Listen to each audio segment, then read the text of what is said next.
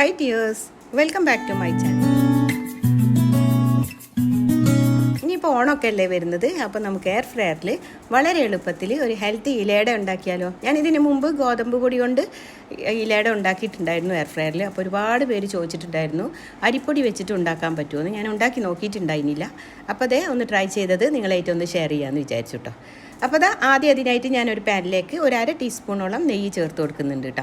ഇനി നമുക്കതിലേക്ക് ശർക്കരയുടെ പൊടി ചേർത്ത് കൊടുക്കാം. ഇനി അതല്ല ശർക്കര അച്ചാണെങ്കിൽ നിങ്ങൾക്കൊരു 2 പീസോളം ചേർത്ത് കൊടുക്കാം കേട്ടോ.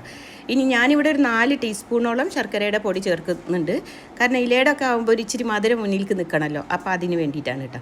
അതിനുശേഷം ഉണ്ടല്ലോ ഒരു 1/4 കപ്പോളം വെള്ളവും കൂടി ഞാൻ ചേർത്ത് കൊടുക്കുന്നുണ്ട് കേട്ടോ. ഇനി ഇത് നന്നായിട്ട് തന്നെ ഒന്നങ്ങ് തിളച്ച് വരുമ്പോണ്ടല്ലോ ഞാനിവിടെ ഒരു ചെറുപഴം എടുത്തിട്ടുണ്ട് കേട്ടോ. അപ്പോൾ അത് ഞാനൊന്ന് നന്നായിട്ട് കനം കുറഞ്ഞതാ ഇതുപോലെ അരിഞ്ഞെടുക്കുന്നുണ്ട്. എന്നിട്ട് നമുക്ക് ഈ തിളച്ച് വരുന്ന ശർക്കരയിലേക്ക് ഇതങ്ങ് ചേർത്ത് കൊടുക്കാം കേട്ടോ. ഈ ശർക്കരയിൽ കടന്നിട്ട് ഈ പഴം നന്നായിട്ട് തന്നെ ഒന്നങ്ങ് വെന്തുടഞ്ഞ് വരണം. ഒരു മീഡിയം ഫ്ലെയിമിൽ ഇട്ട് കൊടുത്താൽ മതി. പെട്ടെന്ന് തന്നെ അങ്ങ് വെന്ത് കിട്ടിക്കോളൂ കേട്ടോ. എന്നിട്ട് നമുക്ക് കയ്യിൽ വെച്ചിട്ട് നന്നായിട്ട് തന്നെ ഒന്നങ്ങ് കുത്തി ഉടച്ചു കൊടുക്കാം. അത്യാവശ്യമൊക്കെ വെന്ത് വന്നിട്ടുണ്ട്. ഇനി നമുക്ക് ഇതിലേക്ക് ഉണ്ടല്ലോ ഒരു 1/2 കപ്പോളം തേങ്ങ ചിരകിയതും കൂടി ചേർത്ത് കൊടുക്കാം കേട്ടോ. എന്നിട്ട് വീണ്ടും നന്നായിട്ട് തന്നെ ഒന്നങ്ങ് മിക്സ് ചെയ്തെടുക്കാം. തേങ്ങ ഒരുപാട് സമയമൊന്നും അങ്ങ് ഇളക്കി മിക്സ് ചെയ്യണ്ട. ജസ്റ്റ് ഒരു മിനിറ്റ് ഒന്നങ്ങ് അതിൽ മിക്സാക്കി കിട്ടിയാൽ മതി. അത്രേ വേണ്ടൂ. അതിനുശേഷം നമുക്ക് ഫ്ലെയിം ഓഫ് ചെയ്തിട്ട് അതിലേക്ക് നിങ്ങൾക്ക് ഇഷ്ടമുണ്ടെന്നുണ്ടെങ്കിൽ ഒരു നുള്ള ഏലക്കാപ്പൊടിയും കൂടി ചേർത്ത് കൊടുക്കാം കേട്ടോ. ഞാനിപ്പോൾ ഇവിടെ ഒരു നുള്ള ഏലക്കാപ്പൊടിയും കൂടി ചേർത്ത് കൊടുത്തിട്ട് എല്ലാം കൂടി വീണ്ടും ഒന്നങ്ങ് മിക്സ് ചെയ്തെടുക്കുന്നുണ്ട്. അപ്പോൾ അത്രയേ ഉള്ളൂ. നമ്മളുടെ ഫില്ലിംഗ് ഇവിടെ റെഡി ആയിട്ടുണ്ട്. ഇനി നമുക്ക് അതിനെ ഒരു സൈഡിലോട്ട് അങ്ങ് മാറ്റി വെക്കാം. അതിനുശേഷം ഉണ്ടല്ലോ ഞാനിപ്പോൾ ഇവിടെ ഒരു 3/4 കപ്പോളം പൊടി എടുത്തിട്ടുണ്ട്. അരിപ്പൊടിയാണ് കേട്ടോ എടുത്തിട്ട്. ഇത് വറുത്ത അരിപ്പൊടിയാണ്. അപ്പോൾ അതൊരു ബൗളിലേക്ക് അങ്ങ് ചേർത്ത് കൊടുക്കാം. അതിലേക്ക് ഇനി ആവശ്യത്തിനുള്ള ഉപ്പും ഒരു 1/4 ടീസ്പൂണോളം നെയ്യും കൂടി ഞാൻ ചേർത്ത് കൊടുക്കുന്നുണ്ട്. അതിനുശേഷം നമ്മളിതൊരു സ്പൂൺ വെച്ചിട്ട് ഇതെല്ലായിടത്തേക്കും ഉപ്പും നെയ്യൊക്കെ ആവുന്ന വിധത്തിൽ ആദ്യം ജസ്റ്റ് ഒന്ന് അങ്ങ് മിക്സ് ചെയ്തെടുക്കാം കേട്ടോ. എല്ലായിടത്തേക്കും ആവുന്ന വിധത്തിൽ നമുക്കൊന്ന് സ്പൂൺ വെച്ച് ഇളക്കി കൊടുത്താൽ മതി. ഇനി നമ്മൾ പൊടി എടുത്തിട്ടുള്ള സെയിം കപ്പിന് തന്നെ ഞാൻ വെള്ളം എടുത്തിട്ടുണ്ട്. ഇത് നല്ല തിളച്ച വെള്ളമാണ് കേട്ടോ. നല്ല തിളച്ച വെള്ളം വേണം എടുക്കാനായിട്ട്.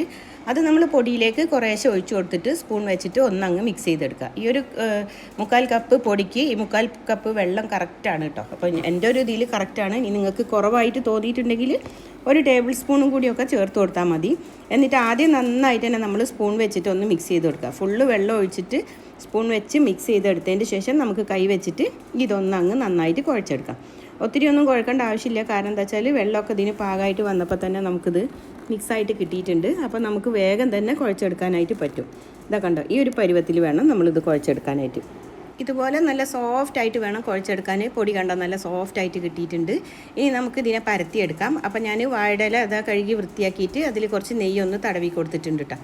ഇത് കുറേ ആളുകൾക്ക് ഇലയിൽ പരത്താൻ അറിയില്ല. അപ്പം അങ്ങനെയുള്ളവർക്കും വളരെ എളുപ്പത്തിൽ നമുക്ക് ഇതേപോലെ ഒരു കുഞ്ഞ് ബോൾ എടുക്കാം. എന്നിട്ട് നമുക്കിതുപോലെ കൈ വെച്ചിട്ട് പരത്താൻ അറിയാത്തവർക്ക് ഞാനിതാ നമ്മൾ പത്തിരിയൊക്കെ പ്രസ് ചെയ്യൂലേ, ആ പ്രസ്സിൽ ജസ്റ്റ് ഒന്ന് എണ്ണ തൊട്ട് കൊടുത്തിട്ട് നമുക്കതിൽ വെച്ചിട്ടൊന്ന് പരത്തിയെടുക്കാം. ഒരുപാട് വലിപ്പത്തിൽ വേണ്ട, ചെറിയ പത്തിരിയായിട്ട് പരത്തിയെടുത്താൽ മതി. നല്ല കനം കുറവ് വേണം. നമ്മൾ എയർ ഫ്രയറിൽ ഉണ്ടാക്കിയെടുക്കുമ്പോൾ അത്യാവശ്യം നന്നായിട്ട് കനം കുറഞ്ഞ പത്തിരിയായിട്ട് വേണം നമ്മൾ പരത്തിയെടുക്കാനായിട്ട്. ഇത് പരത്തിയെടുത്തിട്ടുണ്ട്. പ്രസ്സിൽ നമ്മൾ എപ്പോൾ പരത്തിയെടുത്താലും ഒരു സൈഡ് ഒരു ഇച്ചിരി കട്ടിയിൽ നിൽക്കും.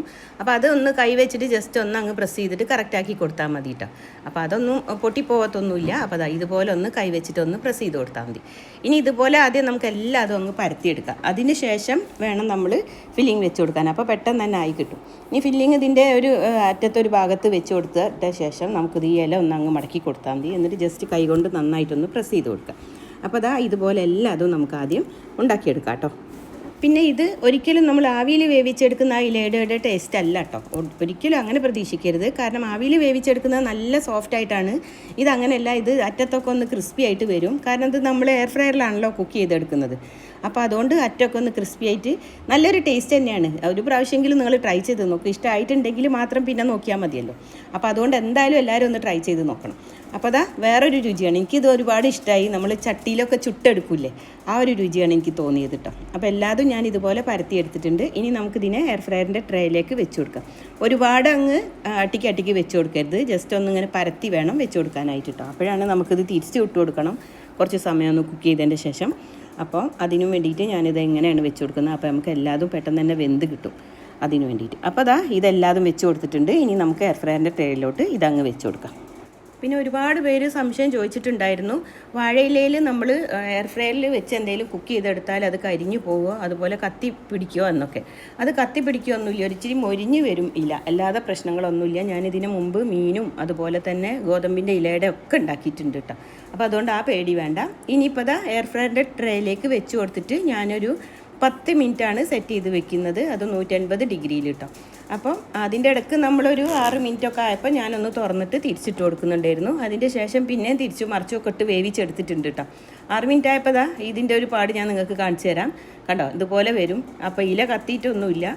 ഇനി ജസ്റ്റ് എല്ലാത്തിനെയും ഒന്ന് മറിച്ചിട്ട് കൊടുക്കാം. അതിന് ശേഷം പിന്നെ നമുക്ക് വേണമെങ്കിൽ മറിച്ചിട്ടാൽ മതി, അല്ലെങ്കിൽ തിരിച്ചു മറിച്ചു വിട്ട് 2 മിനിറ്റും കൂടി ആകുമ്പോൾ ഒന്നും കൂടി അങ്ങനെ വെച്ച് കൊടുക്കാം. ഇപ്പോൾ ദാ ഞാൻ വീണ്ടും എയർ ഫ്രയർ അതിലേക്ക് വെച്ച് കൊടുത്തിട്ട് ബാക്കിയുള്ള ടൈമും കൂടി ഒന്ന് കുക്ക് ചെയ്തെടുക്കുന്നുണ്ട്. ഇത് കണ്ടോ, ഇപ്പം നമ്മുടെ എയർ ഫ്രയറിൽ നിന്ന് ഞാൻ ഇതൊക്കെ മാറ്റിയെടുത്തിട്ടുണ്ട്. നമ്മളുടെ ഈ ഒരു ഇലയട എന്ന് പറഞ്ഞാൽ അറ്റത്തൊക്കെ ഇങ്ങനെ ക്രിസ്പി ആയിട്ട്, ഇവിടെ ഒക്കെ ഇങ്ങനെ, ഇവിടെ അതെ ഇച്ചിരി ക്രിസ്പി ആയിട്ട് നമ്മൾ ചട്ടിയിലൊക്കെ ചുട്ടെടുക്കൂലേ, ആ ഒരു രീതിക്കാണ് കേട്ടോ, അല്ലാണ്ട് സോഫ്റ്റ് ആയിട്ടല്ല. ഇത് പക്ഷേ കഴിക്കാൻ നല്ല ടേസ്റ്റാണ്. എന്തായാലും ഒരു പ്രാവശ്യമെങ്കിലും നിങ്ങൾ ട്രൈ ചെയ്ത് നോക്കണം. അപ്പോൾ എപ്പോഴും പറയുന്ന പോലെ വീഡിയോ ഇഷ്ടമായാൽ ലൈക്ക് ചെയ്യാനും ചാനൽ സപ്പോർട്ട് ചെയ്യാനും ഫ്രണ്ട്സിനും ഫാമിലിക്കും എല്ലാവർക്കും ഒന്ന് ഷെയർ ചെയ്ത് കൊടുക്കാനും പിന്നെ തീർച്ചയായിട്ടും നിങ്ങളുടെ അഭിപ്രായങ്ങൾ അറിയിക്കാനും മറക്കരുത്. പുതിയ വീഡിയോയുമായി നമുക്ക് പെട്ടെന്ന് കാണാം. Take care. Thank you for watching.